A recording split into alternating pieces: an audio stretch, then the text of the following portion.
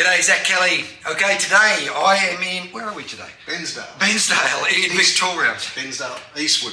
Little suburb of Bensdale. Yeah, excellent. I wanted to sit down and have this story with Damo Trevanion, which everyone knows as Damo. So I've played at a couple of the My Place groups, and when I was going through Frankston in Melbourne, I caught up at with the original founder, Darren Bergworth. Super inspiring guy, and I just want to catch up, have a beer with him and have a chat about, you know, how the group founded and all that sort of stuff. And then he invited me to come and have a look at a band that night that were some of his mates. And then Damo was in the band, and Damo offered, as I'm travelling around, to give me a place to fill up my water and have a shower and, you know, do the feed and, you know, look after the vagrants. The vagrants. That's what we sometimes do. And Damo's story is so inspiring, and I want to put it on this channel because all of us face adversity in life, and it's not what happens to us but how we respond to that and how we fight back after that. And Damo's story is pretty special, to be honest. So Damo, tell us about you, mate. What's your story, and share your wisdom. So how far back do we go? We go back 21 years. I was 44, having a good time working, renovating houses that we owned, and one day took grandkids to a shopping centre in Ringwood, and I decided to have a stroke, massive brain hemorrhage. Wasn't on the diary at the start of the day. Nah, it wasn't on the diary, and the boys were 3 and 4, and they're still living with us. They're 22 and 21, I think, now. So that was a big hiccup in the plans, and so that took probably 12 months before I could walk again. I was in intensive care for 3 weeks, blah blah blah, and rehab for 6 months to walk again, and then, you know, use part of my hand. I got probably 10% use of my left hand. It was a major hemorrhage, aneurysm, but anyway, that's we got through that, and then you have to get on with life slowly. Mate, I think the big thing that I saw, that I took away from this, like from the group that I spoke to on the weekend in the band, you were a well-respected guitar player, predominantly back then. Yeah. Well, I'm guitarist. So through my partner retiring, and she had a diagnosed with stage 4 ovarian cancer, we eventually moved to country town Bensdale, which is where I grew up.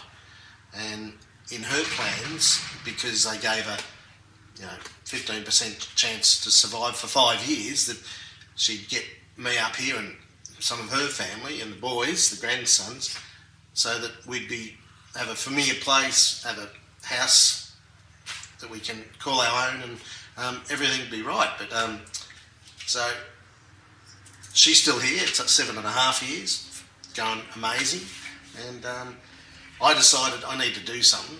I built this. You can see this shed. I built the first shed I can actually use. So I built it so big, it's ridiculous, but it's great. The shed's never too big. I still fill it up with, as Barb says, crap, but it's good crap. Yeah, toys. Yeah, toys.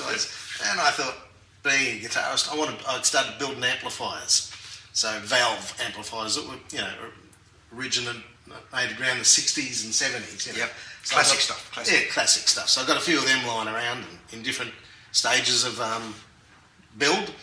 And then I built fixed cars too, which that's another story. So did that, and then I thought I want to get back into music, so I started playing the keyboards, and that was 3 years ago. And I met up with friends, and people said, "Oh, do you want to play music with us? Do you want to play at a wedding?" And I did, and then that started. And I played with a couple of guys.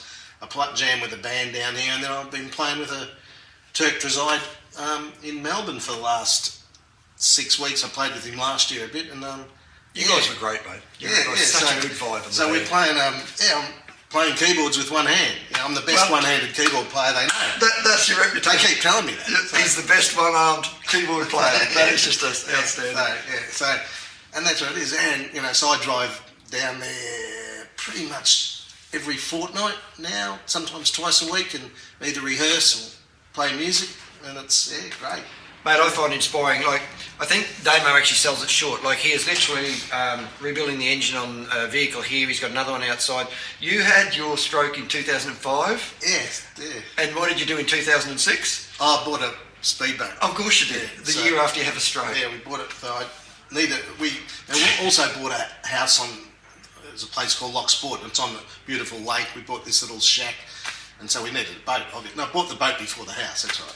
Yeah. Yeah. So I bought the boat, and we're excited, and other family members. Oh, we'll get our license and all that. So we went to get the boat license. I got my boat license. No one else got their boat license. They failed. That's amazing. So here I am, the only one that can drive the boat. So I did get a chance to get on the skis again. Yeah. Which was And what do? You couple your hand onto the...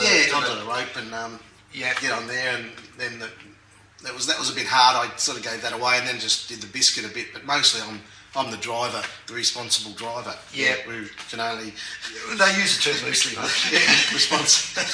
Because no one else could drive. So that was a bit of fun. And it was. I bought a bow rider because I Okay. could push the boat on the sand. And Okay. I didn't have to get in the water to get in the boat. I could just push it on the sand, climb over into the front of the boat. Yeah, and get on and go. And mate, you've got to wear a brace on your left ankle. Yeah, so Yes. I've got very limited movement in my foot. Yeah. Because it's just not there. But it's the left side, and I can sort of hold a glass or a bottle to open it with my left hand. Fortunately, I'm right-handed, so Yes. I do everything with my right hand. Play keyboards. Mate, I was really impressed with your keys playing. It was just Bit of excellent. fun. Yeah. It I was really don't know. I'm a guitar player playing keyboards. I really don't know what I'm doing. Well, that's I think the heart and the soul of your story is I know myself as a musician, you have a lot of your identity trapped up in the instrument you play and who you are and what you are. That would have been a massive adjustment for you to go from losing this gift and talent, and how did you process it? How did you adjust to that, accept it, adopt, and now you've created a really full life. Not well in the beginning. Not at all. It was Talk us through that you know, journey. it was, so not only having a physical disability, it's basically it's like a heart attack, but it's a brain attack, and so that does weird stuff. You think differently, memory loss, all that sort of stuff. You said a couple of years it took you for your memory and that to kick back in properly. Yeah, and just the attitude, and so and my partner was really good. She forced me to get up in the morning, and didn't there was no sympathy, which was great, because if it wasn't for her, Yeah. I probably could have gone into a shell and thought, what's the point, But so it's not just me, but it's the motivation that. Yeah. And her strength. But you still had to do it. You still Of had to do course, it. yeah. You had to do your own push-ups. Yeah, that's right. Yeah, and it never. And we were in the middle of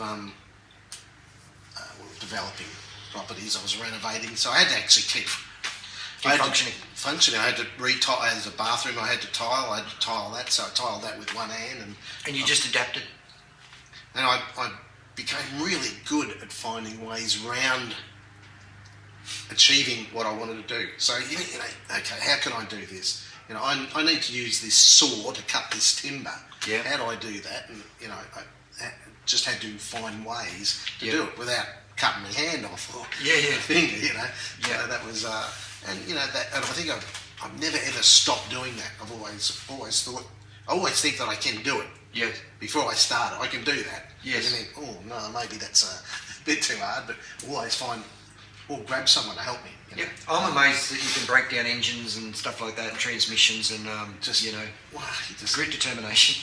YouTube's helpful.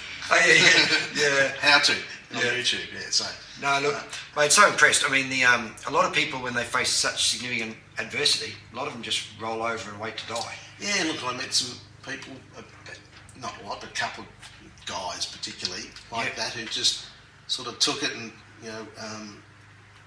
didn't get their license. I mean, I had to go and get my license again. I had to go through the whole process of occupational therapy. And I had lots of therapy, and I asked for lots. So really good. I used to get, lots of physios, occupational therapists. They'd come 3 times a day to my house, and because I wanted it, they were really good, and they got my arm working again, and making new pathways. And I did get sick of that after 12 months, and thought, Sure.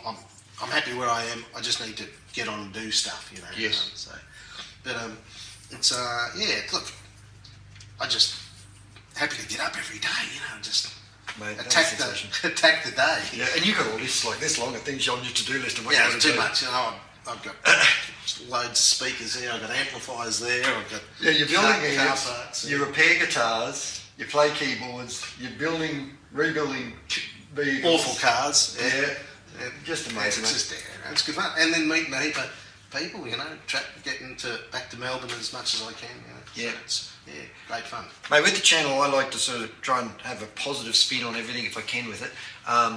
What advice would you give to people if they face similar adversities? What would be the big nuggets you would say to get through this? There is another life on the other side of your change. What would you advise? I always try and not to hold the negative. I know it's there all the time, and you know, I don't know. I don't know, maybe I'm a little bit different, but I just think I always think it's got to be better. Mm-hmm. It's got to be better. You know, it's who you got to do it for. You know, I've got grandchildren. I've got my partner. And mate, we've had quite a few hours of conversation, one-on-one. I've not heard you mention victim once. You've not played a victim card at any stage. No. You know. Yeah, it was bad what happened, you know. And for some reason, maybe it's just me, I always thought I would walk and play guitar again. Always did. That's just easy. thought, you know, I will get better. Yeah. I'm still here. I'm still alive. So, yeah, I don't know. You know, I think life's good. I love life. Yep. Not all the time. I get really frustrated and angry. No doubt. Not so much angry, more frustrated with stuff I can't do. Yes. And, you know, you can hear me going, what the? I won't swear. You are a muso, mate, so it's all good. Yeah. So there's a bit of that goes on, but that goes. You know, Yeah. you go, okay, I walk away. Let's figure out how to do whatever. Yeah. Whatever the problem is, but yeah, you know. Well, mate, seriously, I've been really inspired. Thank you. Thank you to you and Barb for inviting me into your house, and It's been a pleasure. just keep doing what you're doing, brother. It's Good really fun. inspiring stuff. You gotta laugh. You gotta Thank laugh. You do need to laugh. That's what laugh. So, all right. Hey, thanks, mate. Appreciate it. See you guys. So ask yourself this question: will you stand and hold the line? Or are you happy to play the